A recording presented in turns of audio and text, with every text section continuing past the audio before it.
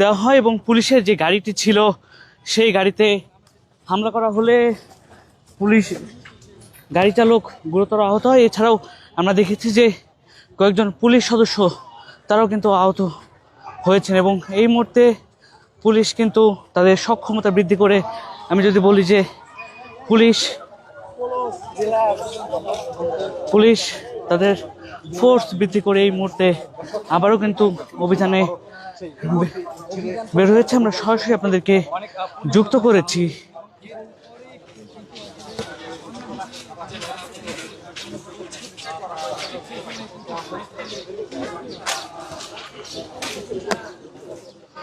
পুলিশের উপরে যে ধরনের ন্যক্কারজনক হামলা করা হয়েছে, পুলিশকে আহত করা হয়েছে, তারপর একটা দীর্ঘ সময় কিন্তু প্রস্তুতি নিয়ে পুলিশ আবারও এই মুহূর্তে অভিযানে নেমেছে।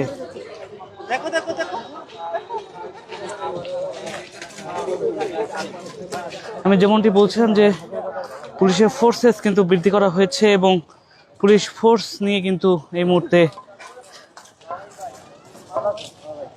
অভিযান করতে এসেছে।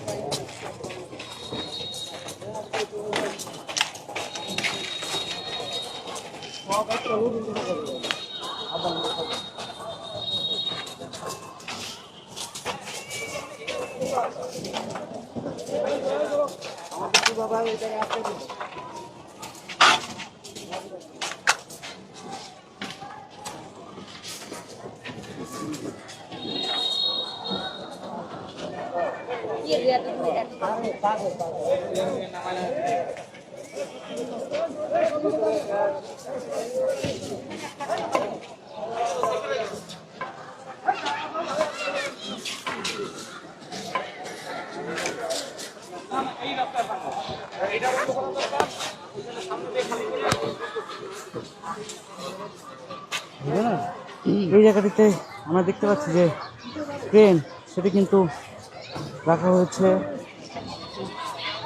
এবং ঠিক ক্রেনের সামনে কিন্তু আমরা দেখতে পাচ্ছি যারা মহিলা রয়েছেন তারা বেশ উত্তেজিত হয়ে আসছেন এবং একই সাথে যদি আমি একটু দেখাই যে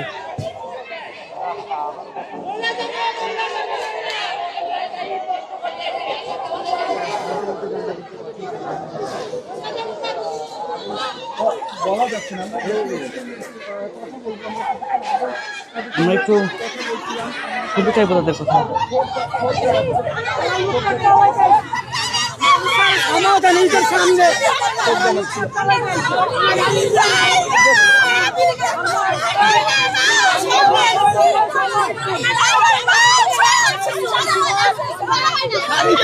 সময় দিতে পারতো, তোমরা এক সপ্তাহ সময় নাও, ঈদের পরে তুমি করে আওয়ামী লীগের দুশ্মন, ওরা আওয়ামী লীগের ঘুষখোর, ওরা ঘুষকে একবারে কি করছে দেখছেন? আর কি করছে? মাইরা খানকির বলারা, মাইরা চোর খানকির বলারা, চোর।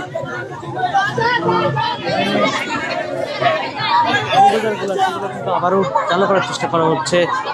এই বুলডোজারগুলোতে কিন্তু ইট মারা হয়েছে। বিশ্বব্যাপী জায়গা, সরকারি জায়গা না, 2600 জায়গা এটা। এটা আপনি আউটরও জানে 700 কোটি টাকা দিচ্ছে। আপনারা 16 মিনিট রাস্তা নেবেন, আপনারা নেন, সমস্যা নাই। একজন করবেন আপনারা।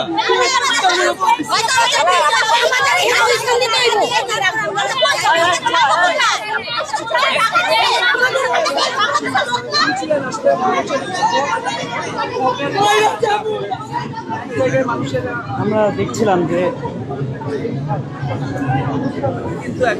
এই জায়গাটিতে এক পাশে যেমন পুলিশ অবস্থান নিয়েছে, আরেক পাশে কিন্তু যারা স্থানীয় রয়েছেন তারাও অবস্থান নিয়েছেন। তাদের কথা যেমন শুনছিলাম, তারা বলছিলেন যে তারা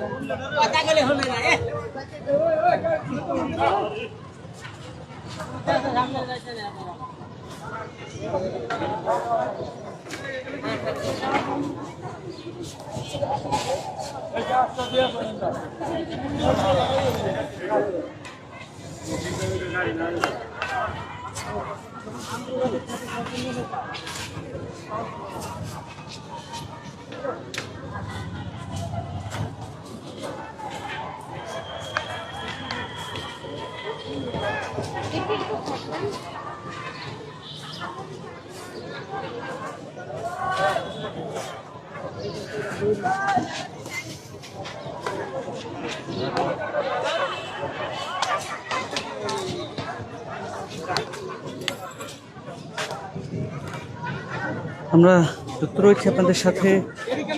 রিপোর্ট থেকে আমরা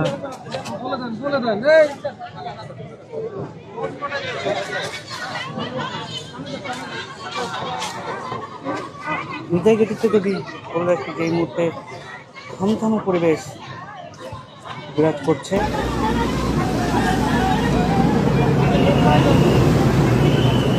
এক পাশে যেমন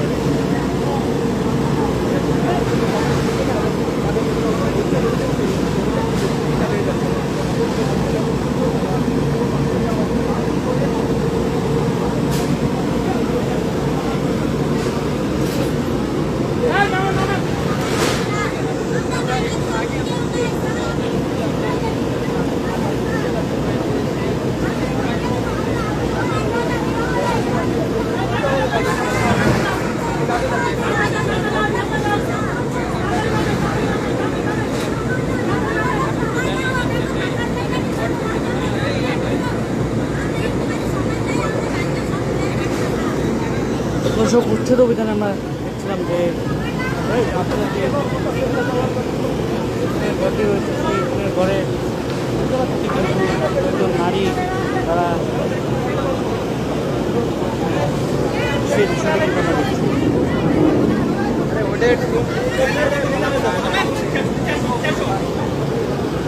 সাউন্ড করলে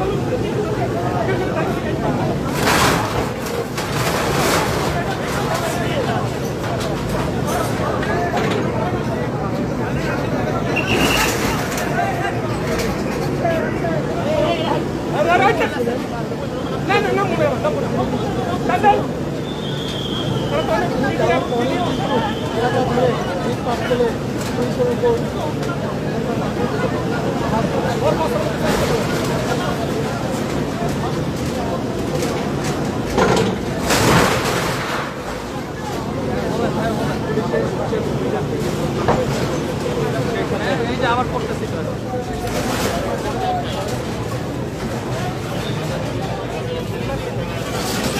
শান্তিপূর্ণ উচ্চজমি আপনি কি পুলিশের উপর হামলা করেছে? গায়ে হামলা করেছেন। হামলা না করলে পুলিশ আপনাকে ধরবে কেন? আপনি কি ইট পাটকেল মারছেন? নাহলে পুলিশ ধরবে কেন? আমি এখন আইছি ভাই, আমি এখন আইলাম। পুলিশের উপর ইট পাটকেল নামালে আপনি কেন ধরছে? আপনার কোনো দোষ আছে? আমি এখানে খাড়াইছিলাম, আমি সরকম গান্ধী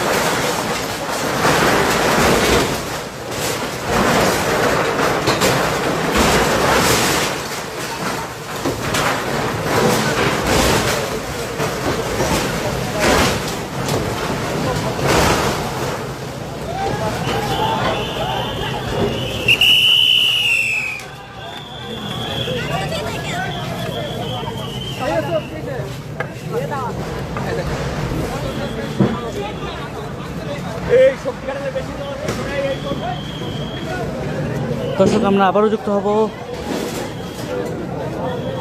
এখন পর্যন্ত তারেক রহমান উনি যদি চুরের মামলা জেল খাইটা ক্ষমতায় যেতে পারে, আর আমরা ডিজিটাল নিরাপত্তা মামলা জেল খাইটা কি যৌনকর্মী হয়ে রাস্তায় করবো? আমার ওনারে সার্কাস মনে হয়। তারেক রহমান রে সার্কাস দেখাইতে আসছে, ব্রিটিশের সার্কাস নিয়ে আসছে না, আর বাঙালি এটি খায় না, বুঝেন নাই? আমরা বাঙালি, আমি জানি বাঙালির অনন্য। শেখ হাসিনার 12 হাত কাপুরি যখন বাঙালিদের বুঝাইতে পারে নাই, আর ওনার ব্রিটিশ শুটকুট কতটুকু বুঝাইবো, এটাই উনি চিন্তা করে যান। এই সরকারের কর্মকাণ্ড আপনার কাছে কেন সার্কাস মনে হয়? জনবান্ধব না? খালেদা জিয়ার ছবি লাগাইয়া আমার চার্জশিট জমা দিছে শেখ হাসিনা। এই মুহূর্তে বর্তমান সরকারের বিরোধিতা করছেন, এতে আপনি ভয় করছে না?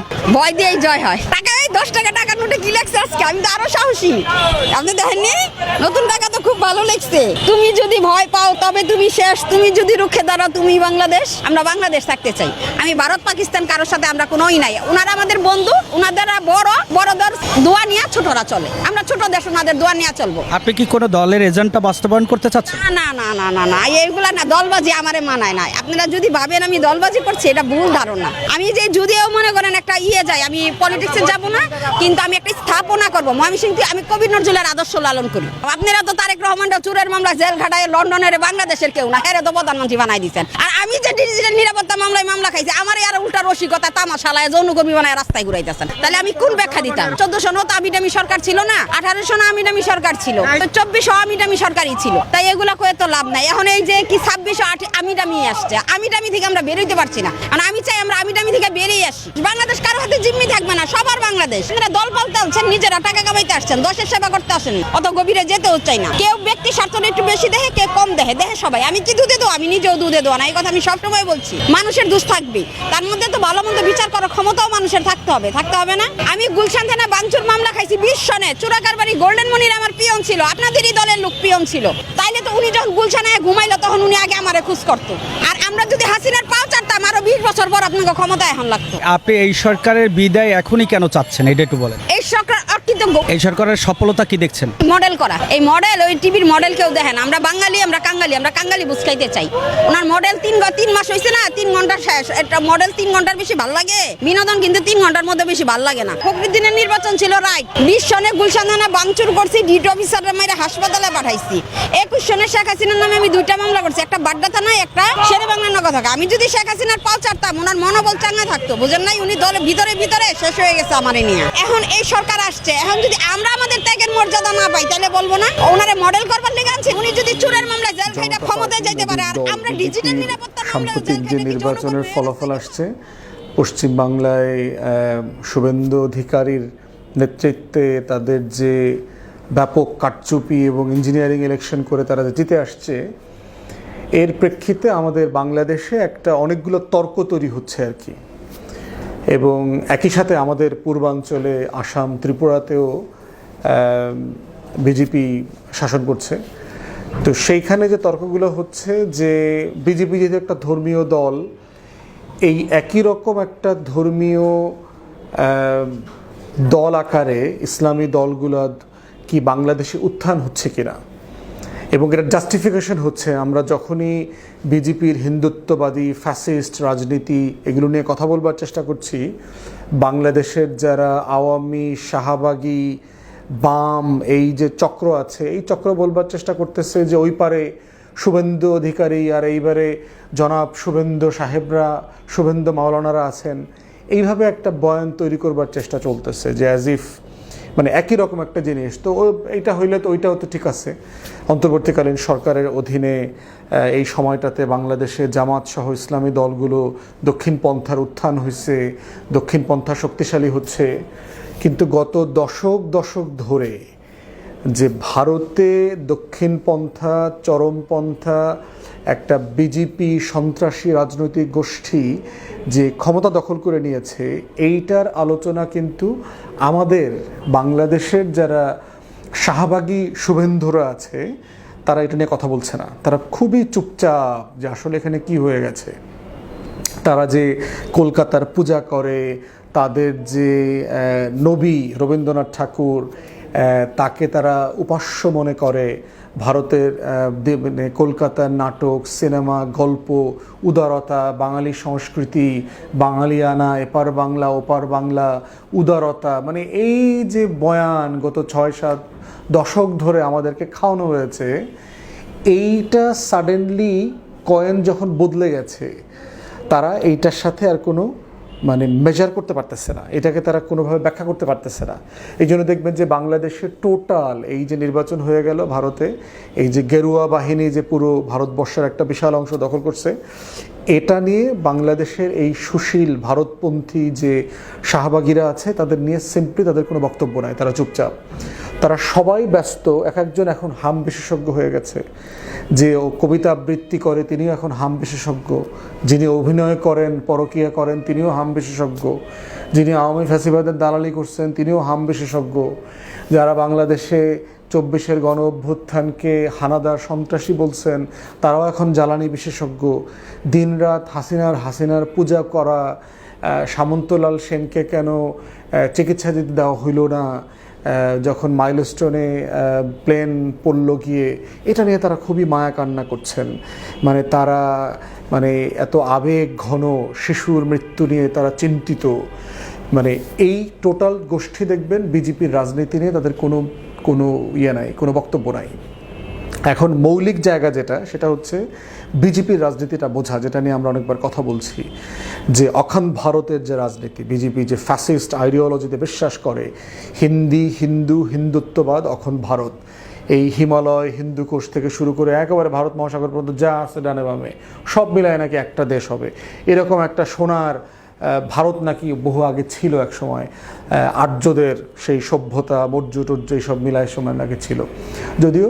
এবং এই পুরো আইডিয়াটা হচ্ছে ব্রিটিশ যারা রাইটার ছিলেন, ব্রিটিশ কলোনিয়ালিস্টরা ছিলেন তাদের মধ্য থেকে আসছে। জেমস মিলের যে হিস্ট্রি অফ ইন্ডিয়া তে তারা যে গোল্ডেন এইজ বলে যে জিনিসটাকে আইডেন্টিফাই করেছে, যে ওই সময়টা, পরে দ্বিতীয়ত সময় হচ্ছে বারবারিয়ানদের কথা বলা হচ্ছে, যে ইনভেডাররা আসছে, ফরেনাররা আসছে, মানে মুসলমানদেরকে বিন করেছে, তারা যে 600, 700, 800 বছর শাসন করেছে, এইটা হচ্ছে ভারতের যে হিন্দু সভ্যতা ছিল এটাকে ধ্বংস করে দিয়ে গেছে। আর সর্বশেষ আসছে ইউরোপিয়ানরা, তারা হচ্ছে তাদের মুক্তির দূত হিসেবে আসছে, তাদেরকে বাঁচানোর জন্য আসছে। তারা এসে মুসলমানদেরকে, মোগলদেরকে, নবাবদেরকে সরায় আবার তাদেরকে ক্ষমতা দিয়ে গেছে। এই যে মানে ক্ষমতার মানে ফেনোমেনা আকারে তারা যেটা জিনিসটা বলেছে, এইটা হচ্ছে এই হিন্দুত্ববাদী রাজনীতির জায়গা। এবং তাদের এই কল্পিত রাষ্ট্রটা হচ্ছে ওই রাষ্ট্র, ওই যে আর্য সভ্যতার রাষ্ট্র, যেটা একটা সোনার হিন্দুস্তান ছিল আর কি। এবং হিন্দুত্ববাদ নামক যে আইডিয়াটা, এইটা ম্যাক্স মুলার নামে আরেকজন ইউরোপিয়ান স্কলার আছে, তার আইডিয়া থেকে তারা কয়েন করেছে যে এটা কোনো ধর্ম না, এটার একটা কালচারাল সভ্যতাগত জায়গা আছে। পুরোটা মিলে হচ্ছে অখণ্ড ভারত রাষ্ট্রের জায়গা। এখন সেই রকম একটা জায়গা থেকে কন্টিনিউয়াসলি কম্পেয়ার করা হচ্ছে যে এখানে জামাত আছে, এখানে হেফাজত আছে, এখানে ইসলামী ঐক্যজোট আছে, এখানে খেলাফতে মজলিস আছে, তাহলে আমাদের এখানে তো দক্ষিণ পন্থার উত্থান হয়েই আছে। এখন ওই পারে এটা হচ্ছে, তো আমাদের আজব হওয়ার কী আছে? আমাদের দরজাই তো এই অবস্থা হয়েছে এবং এটার জন্য ইউনূস সরকার দায়ী। এবং দেখবেন এরকম একটা বয়ান কন্টিনিউয়াসলি বলবার চেষ্টা করা হচ্ছে।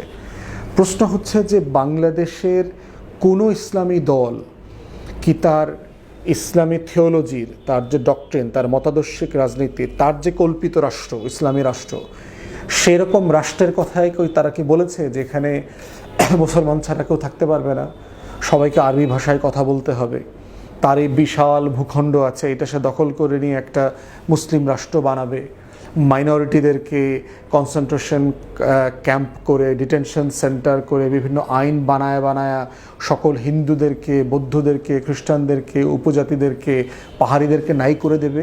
এই রাষ্ট্র প্রকল্পের কথা কি ইসলামপন্থীরা কখনো বলেছে? বলে নাই। ভারতের প্রধানমন্ত্রী হচ্ছে মোদি, গুজরাটের মুখ্যমন্ত্রী থাকা অবস্থায় 2 থেকে 5,000 মুসলমানদেরকে গণহত্যা করেছে। এরকম কোনো গণহত্যা কি বাংলাদেশে ইসলামপন্থী রাজনৈতিক দল করে আবার ভোটে জিতে ক্ষমতায় আসছে?